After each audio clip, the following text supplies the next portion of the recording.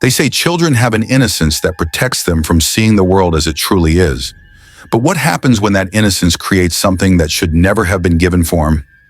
My name is Caspian Thorne, and I need to tell you what happened to my family last winter. Not because I want to, but because someone needs to understand that there are things in this world that wait in the cold and the silence for an invitation to enter our lives. It started 3 days after Christmas. My 8-year-old son Lysander had been begging to build a snowman since November, but I'd been too busy. Another promotion meant longer hours, less time. My wife Artemisia would bundle him up for sledding while I answered emails. But that day, December 28th, I finally said yes. The snow had fallen thick that morning. We lived on the edge of town, our house backing onto 30 acres of woods. Lysander insisted on building the snowman at the tree line, 50 yards from our back door. He had this spot picked out. The perfect spot, he said. We rolled the snow into 3 massive balls. My back ached. My fingers went numb. But Lysander's laughter made it worth it. The head took 20 minutes to get just right. Lysander found black river rocks for the eyes, stones he'd been collecting all summer, a carrot for the nose, and for the smile he insisted on using sticks arranged in a wide curved grin. As he placed them, working with intense concentration, the smile seemed to grow wider than it should. Wider than was natural. I suggested we make it smaller, but he looked at me and said, "But Dad, he has to be really happy. He's been waiting so long to exist." Strange words, but kids say strange things. We added stick arms, found an old scarf, and stood back. The snowman stood 6 feet tall, facing the woods with those black stone eyes. Then Lysander did something I'll never forget. He walked up and pressed his forehead against its middle, like he was listening. He stood there for almost a minute. When he stepped back, there was something in his eyes I didn't recognize. "He likes it here," Lysander said. He told me. That night I couldn't sleep. Around 2 in the morning I got up for water. The kitchen window faces the backyard, and that's when I saw it. The snowman had moved. It was no longer facing the woods. It was facing the house, facing the window where I stood. Those black stone eyes gleamed with something that looked almost like awareness. I told myself I was mistaken, that I'd built it facing the house and misremembered. But I knew, deep in that primal part of my brain, I knew. The snowman had moved. When Artemisia came down in the morning, Lysander was already at the window, hands pressed against the glass. "He's looking at us now," he said. "He wants to come inside." I went to work even though every instinct told me to stay. When I called Artemisia before lunch, she admitted that Lysander had been standing at the window for hours, just watching the snowman. Not playing, not moving, just watching. I left work early. When I pulled into our driveway at sunset, my blood went cold. The snowman was closer, maybe 10 feet, but it was closer, still facing the house. Those black eyes seemed larger now, and that smile had spread even wider. Some twigs had fallen out, leaving gaps that looked like teeth. I measured the distance with my eyes. There was no doubt. It had moved 15 yards closer to my house. Artemisia was in the kitchen. I dragged her to the window and pointed. "It's closer," I said. "The snowman is closer." She frowned. "Caspian, we built it right there. Don't you remember?" But I did remember. We'd built it at the tree line, 50 yards back. Then Lysander appeared behind us, silent in his pajamas, even though it was only 5 in the evening. "He's coming to visit," Lysander said softly. "He's been so lonely out there. All those years, all that waiting. But now he has a door. Now he can come inside." Artemisia pulled him close, fear flashing across her face. "What do you mean, sweetheart?" she asked. "It's just a snowman. It can't move." Lysander looked up with dark, changed eyes. "He's not just a snowman anymore. He's what I made him. He's what I invited, and he's hungry." That night, none of us slept. I watched from the upstairs window while Artemisia sat in Lysander's room. At 11:47, it moved again. I actually saw it this time.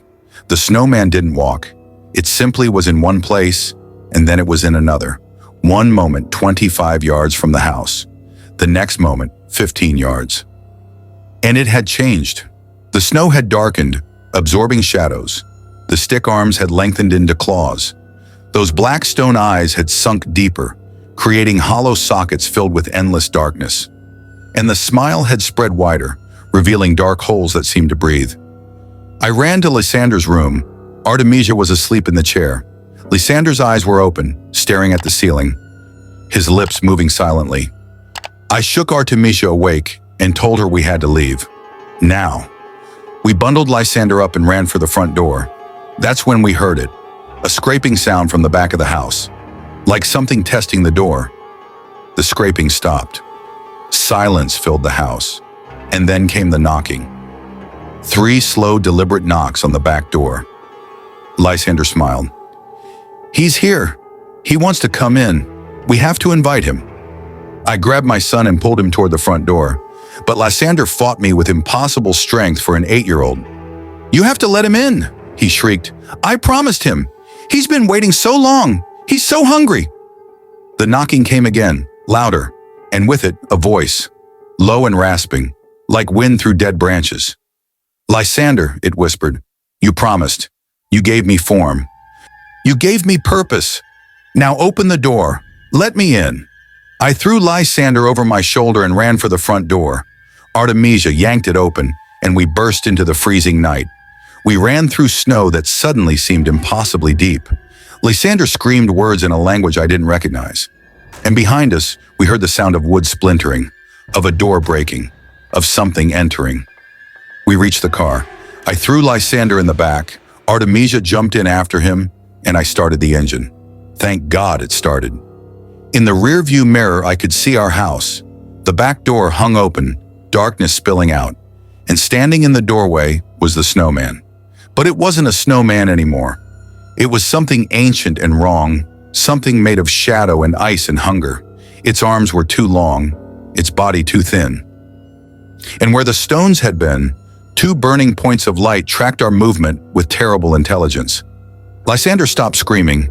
He turned and looked back at the thing in our doorway, and he smiled. "He's inside now," Lysander whispered. "He'll wait for us. He's very patient. What's a little longer?" We drove to a hotel that night. We called contractors to board up the back door. They found nothing. No damage. No broken door. The snowman was gone, they said. Must have melted. Nothing unusual, but Lysander knows better. Even now, 3 months later, in a new house in a new town, he knows. Sometimes I catch him staring out the window when it snows, his lips moving, his eyes dark and hungry. Sometimes at night I find him at the window, forehead pressed against the glass, listening. Last week it snowed again. Lysander asked if we could make a snowman. His eyes were eager, pleading. Artemisia said no immediately, but I could see in Lysander's eyes that it didn't matter. He'd already made his choice. He'd already extended the invitation. They say children have an innocence that protects them, but innocence can be a doorway, and some things know how to knock. Last night I heard it. 3 slow knocks on our new back door, and in his room Lysander smiled in his sleep. It's patient, it will wait. But one day when our guard is down and the snow falls thick enough, when Lysander is just a little older and stronger, he'll open that door. And I won't be able to stop him, because you can't stop something that's already inside. The snowman is gone, but it's also everywhere, in every shadow, in every cold breath, in every piece of my son that isn't quite my son anymore. We built it together, Lysander and I, father and son. We gave it form, we gave it a face, we gave it that smile, and now it's smiling back, forever.